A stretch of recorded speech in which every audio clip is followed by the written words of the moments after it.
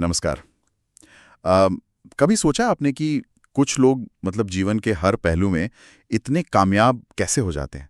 क्या चीज़ है जो वो अलग करती है, जो उन्हें भीड़ से बिल्कुल अलग खड़ा कर देती है? आज हम इसी सवाल का जवाब ढूंढने की कोशिश करेंगे और इसके लिए हम देख रहे हैं ब्रेंडन बर्चार्ड की किताब उच्च प्रदर्शन की आदतें। हाँ बिल्कुल, हाई परफॉर्मेंस हैबिट्स। इसमें उन 6 आदतों का जिक्र है जो कहते हैं असाधारण सफलता की नींव है। तो हमारा मकसद आज यही है कि इन 6 शक्तिशाली आदतों को थोड़ा गहराई से समझें, कैसे काम करती हैं, क्यों इतनी असरदार हैं। चलिए शुरू करते हैं। पहली आदत है स्पष्टता खोजना। सीख क्लैरिटी।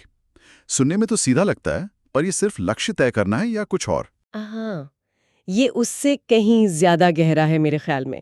स्पष्टता का मतलब सिर्फ ये जानना नहीं कि हाँ क्या करना है, बल्कि ये गहराई से समझना कि क्यों करना है और सबसे जरूरी आप कौन बनना चाहते हैं।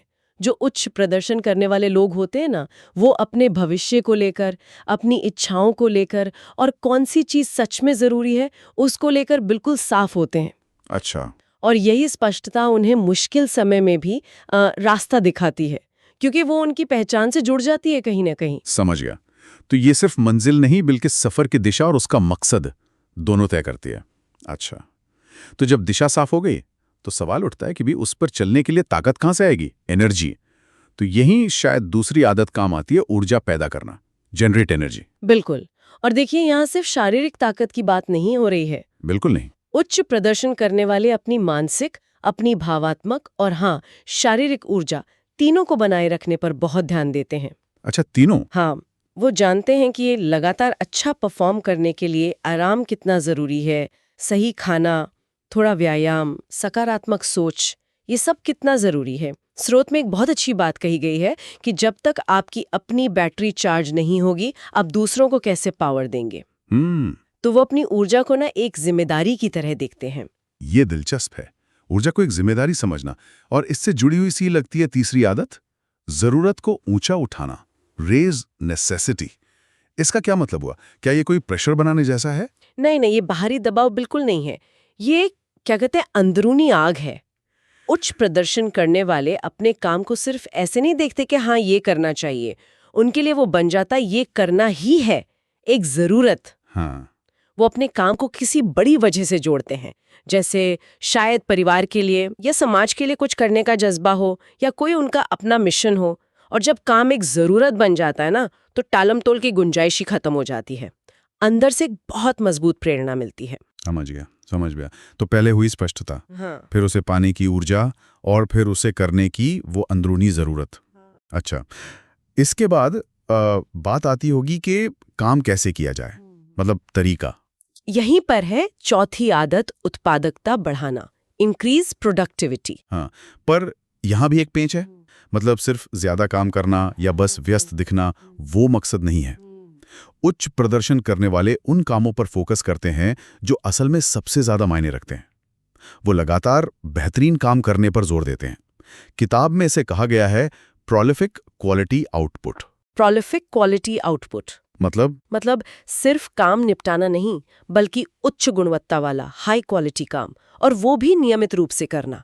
जैसा कहा भी गया है, व्यस्त होना और प्रोडक्टिव होना ये एक बात नहीं है। हाँ, ये तो बहुत अहम बात है। बहुत से लोग बस बिजी रहते हैं, और जब आप इतना जरूरी और अच्छा काम कर रहे हो तो शायद अकेले सब कुछ करना मुमकिन ना हो। यहीं पांचवी आदत आती है शायद, प्रभाव विकसित करना, डेवलप इन्फ्लुएंस। बिल्कुल सही पकड़ा आपने।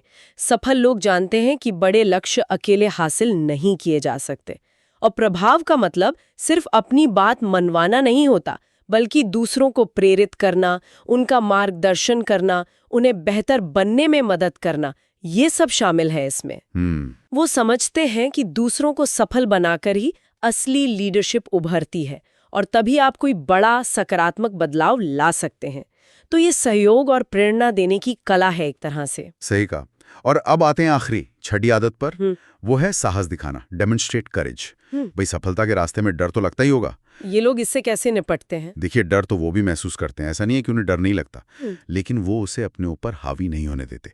साहस का मतलब डर का ना होना नहीं है, बल्कि डर के बावजूद कदम उठाना है। अच्छा, ये लोग अपनी सोच को खुलकर सामने रखते हैं, जहां जरूरी हो वहां जोखिम उठाते हैं और आलोचना या फीडबैक को सीखने का एक मौका मानते हैं, उससे घबराते नहीं। और सबसे जरूरी बात, जैसा स्रोत बताता है, साहस कोई ऐसी चीज नहीं जो पैदाइशी हो। ये एक आदत है जिसे रोजमर्रा की छोटी छोटी चुनौतियों का सामना करके विकसित किया जाता है। प्रैक्टिस करना पड़ता है। तो ये थी वो 6 आदतें। स्पष्टता खोजना, फिर ऊर्जा पैदा करना, जरूरत को महसूस करना, उत्पादकता बढ़ाना, प्रभाव विकसित करना और आखिर में साहस दिखाना। हाँ बिल्कुल। और ब्रेनन बर्चार्ड का जो सार है वो यही है कि असाधारण सफलता कोई तुक्का नहीं है या बस किस्मत की बात नहीं है।